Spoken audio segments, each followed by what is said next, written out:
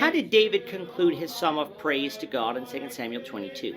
This is the question we seek to answer today as we continue our verse-by-verse study of the book of 2 Samuel on walking through the Bible. The glory of his cross. Today we're going to be discussing 2 Samuel chapter 22, verses 47 to 51. But before we do that, let's read the passage. If you have a Bible with him, turn to 2 Samuel chapter 22, verse 47. If you don't have a Bible, don't worry. Just follow along with us on the screen. The version that we'll be reading from is the New King James Version. So 2 Samuel chapter 22, beginning at verse 47. The Lord lives. Blessed be my rock. Let God be exalted, the rock of my salvation. It is God who avenges me and subdues the peoples under me. He delivers me from my enemies. You also lift me up above those who rise against me. You have delivered me from the violent man. Therefore I will give thanks to you, O Lord, among the Gentiles, and sing praises to your name. He is the tower of salvation to his king, and shows mercy to his anointed, to David and his descendants forevermore.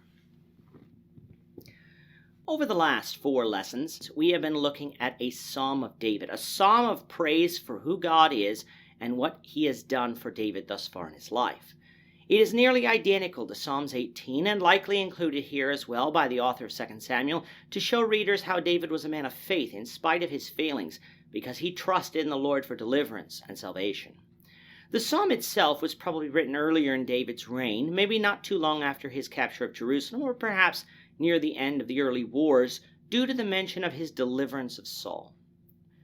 Due to the language David uses, though, we are fairly certain it occurred before his sin with Bathsheba, as some of the psalms written after that carry a much different tone, yet the same faith towards God. What we've seen thus far is how David trusted in God for everything. God was David's rock, his shield, his fortress, his deliverer. God was active in doing this, bringing things about by the word of his power. He was inclined to deliver David because David was a righteous man, one whose heart was set on God and on doing God's will. If David was wicked, David believes that God wouldn't have acted the way he did, with such a marvelous show of the power that he has. Now, even though the wicked may look on God with contempt, the righteous sure don't. For they know the ways of the Lord are right, just, and holy, and will lead us on the right path that will ultimately lead to eternal life with God. And when God delivered David from his enemies would find no help from their gods, for they are false, nor from the true God either, for he was against them. That meant that they would have to submit to David, which of course is what we have seen throughout our study of King David here in 2 Samuel, at least during the beginning of his reign.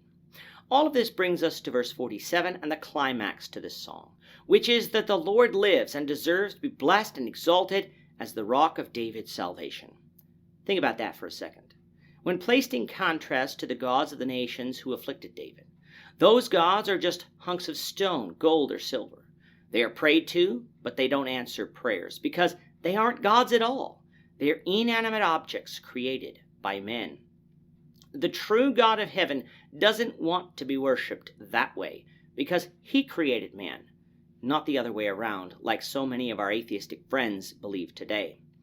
And because he was not created by man, but has always existed, he lives. He lived in David's day and brought about David's deliverance. He lived in the apostles' day and brought about deliverance to that age and the ages that came before and would follow through the death of Jesus Christ on the cross. But God's work didn't end with Jesus' death on the cross. He still lives today and is delivering people from sin through the gospel message. God hasn't died. He hasn't retired. He lives, just as he did in David's day. And because he lives, David said God is worthy to be exalted and praised for his greatness and all that he has done and is doing for mankind. But not only is God worthy of our exaltation and praise, he is worthy of our thankfulness and gratitude.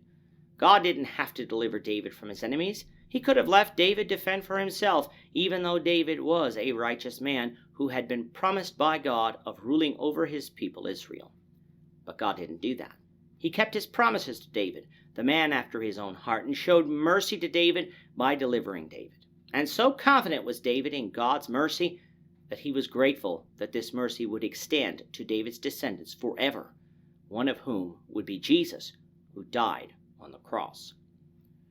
We don't often think of Jesus being delivered, but he was, from death through the resurrection. David's words rang true even after the line of physical kings from the house of David having long since passed. When it comes to us today, God has not promised to physically deliver us from every foe we might face, or deliver us from death every time we face it, but God has told us he will not abandon us. He still blesses the work of our hands as his children and delivers us through Christ. He is still the rock of our salvation, worthy to be praised, for ultimately he will deliver us from the suffering and shame of this world on the last day to eternal life with him in heaven. David would sing of God's greatness among the Gentiles, meaning the foreign nations, and so should we. We should go out and preach of God's greatness to the world and salvation that comes through his Son Jesus. Therefore, through this song, we, like David, can all call upon the Lord, a God who is worthy to be praised. With that, our time is up for today. The Lord willing, we hope you'll join us for tomorrow's discussion of 2 Samuel chapter 23, verses 1 to 7, as we continue our walk through the Bible, one verse at a time. Thank you for watching today's episode. We hope that you found it edifying and ask that you not only subscribe to our channel and podcast, but that you like and share this episode among your friends, so that the saving gospel of Jesus Christ can go out to the whole world.